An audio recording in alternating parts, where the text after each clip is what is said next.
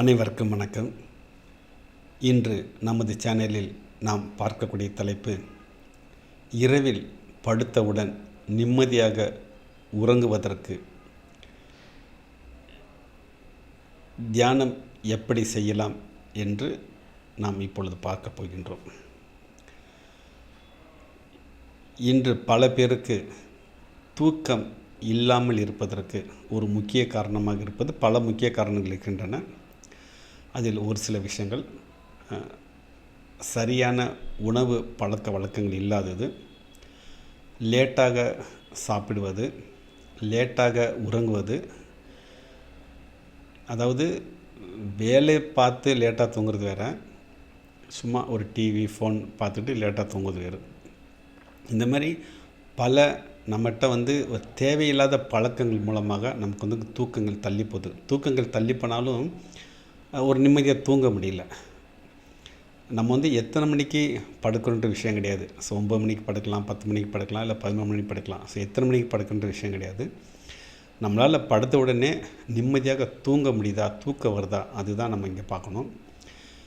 இன்றைக்கி யார் நைட்டு படுத்த உடனே ஒரு 5 நிமிடங்களுக்குள் தூங்குகிறார்களோ அவர்கள் மிகப்பெரிய பாக்கியசாலிகள். ஏனென்றால்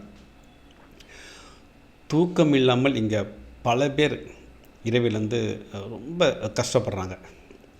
அது நிறைய பேரை பார்த்துருக்கேன், நிறைய பேர் சொல்லியிருக்காங்க என்கிட்ட. அதுக்கான சொல்யூஷன் உங்களுக்கு நான் கொடுத்துருக்கேன்.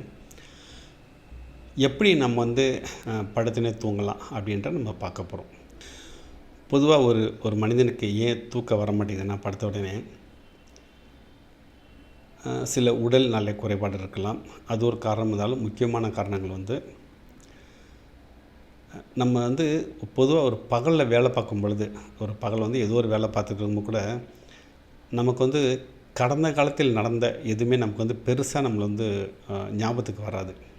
மிஞ்சி போனால் ஒரு நாள் 2 நாள் முன்னாடி நடந்தங்கள், இல்லை அன்றைக்கி காலையில் நடந்ததோ, மதியம் நடந்ததோ, இது அன்றைக்கி நடந்ததோ, ஒரு நாள் 2 நாட்கள் முன்னாடி நடந்ததோ மட்டும் நமக்கு ஒரு ஞாபகத்துக்கு வந்துக்கிட்டே இருக்கும். அது கூட பெரிய பாதிப்பை கொடுக்காது. ஆனால் ஒரு 10 வருடங்கள் 20 வருடங்களுக்கு முன்னாடி நடந்த விஷயங்கள் எதுவுமே நம்ம பகல் நேரத்தில் நமக்கு பெருசாக பாதிக்காது. ஆனால் நம்ம நைட்டு படுக்கும் பொழுது தான், பெட்டில் எப்போ படுக்கிறோமோ அப்போது தான் பார்த்திங்கன்னா, அந்த ஒரு எத்தனை ஆண்டுகளுக்கு முன்னாடி நடந்தாலும் நம்மளுக்கு காயப்படுற சில விஷயங்கள் நடந்திருக்கும், ஒரு துக்கமான சில விஷயங்கள் நடந்திருக்கும், நம்மளை பாதிக்கக்கூடிய சில விஷயங்கள் நடந்திருக்கும். அது நமக்கு இந்த எண்ணங்களாக வந்து நம்மளை ரொம்ப டிஸ்டர்ப் பண்ணுறதுனால தான் நமக்கு தூக்கம் வர மாட்டேங்குது. அதாவது நைட்டு படுக்கும்பொழுது அந்த அன்றைக்கி பகலில் நடந்த விஷயங்களோட பெருசாக பாதிப்பு இருக்காது. கடந்த காலத்தில் நடந்த ஒரு கசப்பான அனுபவங்கள் மட்டும்தான் பெரிய பாதிப்பை ஏற்படுத்தி தூக்கத்தை ரொம்ப நம்மளை டிஸ்டர்ப் பண்ணி தூங்கிடாமல் பண்ணிக்கிட்டே இருக்கும். அப்போது நம்ம எப்போ நம்மளால் பீஸ்ஃபுல்லாக தூங்க முடியும்னா, யார் ஒருக்கு படுத்த உடனே கடந்த காலத்தில் நடந்த எந்த ஒரு விஷயங்களும் ஞாபகத்துக்கு வராமல் யார் இருக்கின்றார்களோ அவர்கள் தான் படுத்த உடனே தூங்க முடியும். அப்படி அந்த படுக்கும் பொழுது நம் இரவில் கடந்த காலத்தில் நடந்த எந்த விஷயமே நமக்கு ஞாபகத்துக்கு வராமல் இருக்கிறதுக்கு தான் அந்த நைட்டில் ஒரு தியான முறைகள் ஒன்று இருக்குது. அது எப்படி செய்யணும்னா, நீங்கள் எத்தனை மணிக்கு படுக்க போனாலும் சரி, அது ஒரு விஷயமே கிடையாது. படுக்க போகிறதுக்கு முன்னாடி நீங்கள் பெட்டில் படுத்தாலோ இல்லை தரையில் பாய் விரித்து படுத்தாலோ அது நம்ம சௌரியம். படுக்கும் பொழுது அந்த ஒரு ஒரு ஒரு 5 நிமிடமோ 10 நிமிடமோ உட்காந்து நாம் ஒரு சைலண்டில் ஒரு அமைதியாக இருக்கும் பொழுது நமக்குள்ளே எண்ணங்கள் அன்றைக்கி நடந்த எண்ணங்களாகட்டும், முன்னாடியே நடந்த எண்ணங்களாகட்டும், அதெல்லாம் கொஞ்சம் கொஞ்சமாக நம்மளை விட்டு வெளியே போகிறத நம்மளால் பார்க்க முடியும். அந்த எண்ணங்கள் வர்றது நம்மளை டிஸ்டர்ப் பண்ணுறதுக்காக வர்றது கிடையாது, நம்மளை விட்டு வெளியே போகிறதுக்காக அந்த எண்ணங்கள்லாம் வந்துக்கிட்டு இருக்கோம். அதை நம்ம ஜஸ்ட் ஒரு விட்னஸாக பார்க்க அந்த எண்ணங்கள் ஃபுல்லாமே வெளியே போயிடுச்சுன்னா, அதுக்கப்புறம் 10 நிமிஷம் கழிச்சு படுத்து பாருங்கள். உங்கள் அடுத்த ஒரு சில நிமிடங்கள்லேயும் நீங்கள் தூங்க ஆரம்பிச்சிடுவீங்க. இது நான் ரொம்ப வருஷமாக இந்த ப்ராக்டிஸ் பண்ணியிருக்கேன். இப்போலாம் நான் படுத்தேன்னு வச்சுக்கோங்களேன், ஒரு படுத்தேன்னா அதிகபட்சம் 5 நிமிஷம் தான், உடனே தூங்கிடுவேன். அதுக்கப்புறம் காலையில் தான் மிட் நைட் கூட எந்திரிக்கிறது ரொம்ப ரொம்ப ரொம்ப வாய்ப்பு கம்மி தான். என்றைக்காவது ஒரு நாள் எந்திரிச்சா பெரிய விஷயம். அது விட்டாச்சுன்னா காலையில் எந்திரிப்பேன். அந்தளவுக்கு நைட்டு அந்த ஒரு பீஸ்ஃபுல்லான என்னால் தூங்க முடியும்.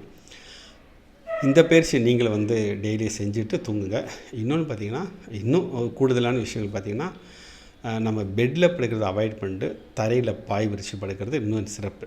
நல்லா கடந்த ஒரு ஒரு 12 ஆண்டுகளாக, அதாவது தியானம் பண்ண ஆரம்பிச்சிலேருந்து இன்றைக்கு வரைக்கும், ஸோ ஒரு 12 ஆண்டுகளாக நான் கட்டிலாம் யூஸ் பண்ணுறது கிடையாது. ஸோ தரையில் பாய் விரித்து தான் படுத்து தூங்கிட்டுருக்கேன்.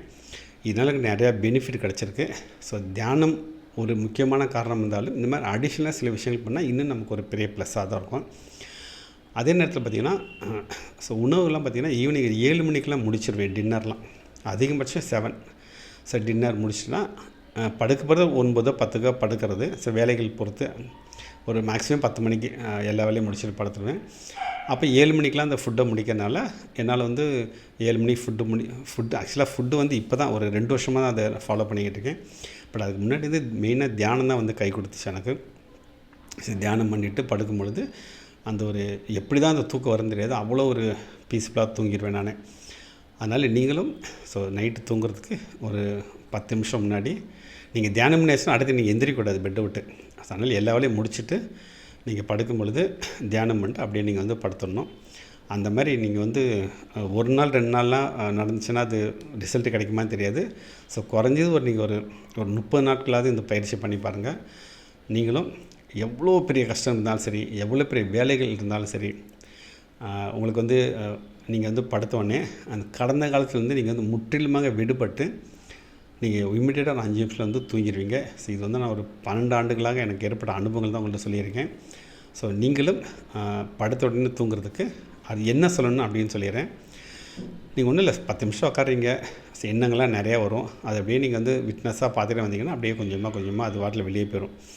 வெளியே போச்சுன்னா ஒரு செயல் வந்து உங்களுக்கு நீங்கள் தியானத்துலேயே தூங்க ஆரம்பிச்சிடுவீங்க. அப்போ உங்களுக்கே தெரிய ஆரம்பிச்சிடும். அந்த நேரத்தில் வந்து டக்கு நம்ம வந்து சரி தூக்கம் வருதுன்னு நினச்சிட்டு படுத்துடலாம்.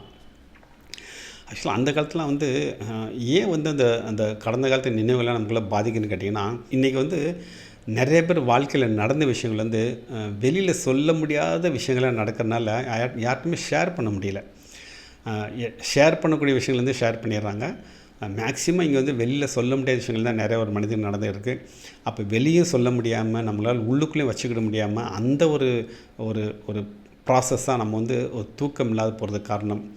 அப்போது அப்படி உங்களால் வெளியில் யார்கிட்டையும் சொல்ல முடியாத விஷயங்களை தான் தியானத்து மூலமாக, எண்ணங்கள் மூலமாக உங்கள்கிட்ட வெளியே போயிடுச்சுன்னா அதுவே வந்து நீங்கள் ஒரு வெளில சொன்னதுக்கு அர்த்தம் தான். பட் என்ன ஒன்று, நீங்கள் மனிதர்கிட்ட சொல்லியிருக்க மாட்டீங்க. ஸோ இந்த இயற்கையோட நீங்கள் ஷேர் பண்ண மாதிரி அது வந்து உங்களுக்கு வேறு யாருக்காதுக்கும் போகாது. ஆட்டோமேட்டிக்காக அது வெளியே போய் உங்களால் நிம்மதியாக தூங்க முடியும். ஆக்சுவலாக இன்னொன்று நான் பயிற்சி பண்ணியிருக்கேன். அப்படின்னா ஃபஸ்ட்லாம் இப்போ வந்து ஒன்லி தியானம் மட்டும் தான். நான் சொல்கிறதெல்லாம் 12 ஆண்டுக்கு முன்னாடிலாம். ஸோ நைட்டு தூங்கும்போது அன்னன்னைக்கு நடந்த விஷயங்கள் அப்படியே நடந்த விஷயங்கள்னால் எனக்கு வந்து ஒரு நெகட்டிவ் நடந்த விஷயங்கள், ஒரு கஷ்டப்படுற மாதிரி நடந்த விஷயங்கள் எல்லாத்தையும் வந்து ஒரு டைரியில் எழுதி வச்சுருவோம். அதுமாதிரி டெய்லி எழுதுவேன் நான். ஸோ நைட்டு வந்து தூங்குறதுக்கு முன்னாடி முதல்ல டைரி எழுதிட்டு, அந்த டைரியில் பார்த்திங்கன்னா நம்ம யார்ட்டுமே சொல்ல முடியாத விஷயங்களாக இருக்கும். அதனால் வந்து டைரியில் எழுதியாச்சுன்னா யாரும் படிச்சிட மாட்டாங்க, நம்ம பத்திரமா தான் வைக்கணும் அதை. ஸோ டைரியில் எழுதி வச்சுக்கிட்டே இருப்பேன். அந்த மாதிரி எனக்கு தெரிஞ்சு ஒரு 5 வருஷம் எழுதியிருக்கேன்னு நினைக்கிறேன். ஆமாம். ஸோ இப்போ அந்த எழுதலை, ஏன்னா இப்போலாம் கம்ப்ளீட்டாக நல்லா தூங்குறதுனால அந்த ப்ராசஸ் விட்டுட்டேன். ஒரு 5 வருஷமாக டெய்லி டைரியில் எழுதி வைப்பேன். ஸோ எழுதிட்டு அப்புறமா தியானம் பண்ணிட்டு நான் படுத்துருவேன். இந்த எழுதி வச்சாலும் என்ன பண்ணுவேன்னு கேட்டிங்கன்னா, கொஞ்சம் டைரி சேர்ந்ததுக்கப்புறம் அதை கொண்டு போய் எரிச்சிருவேன். ஸோ யார்ட்டுமே கிழிச்சும் போட மாட்டேன். கிழிச்சு யாருக்கும் தெரியாமல் எரிச்சு போட்டுருவேன்.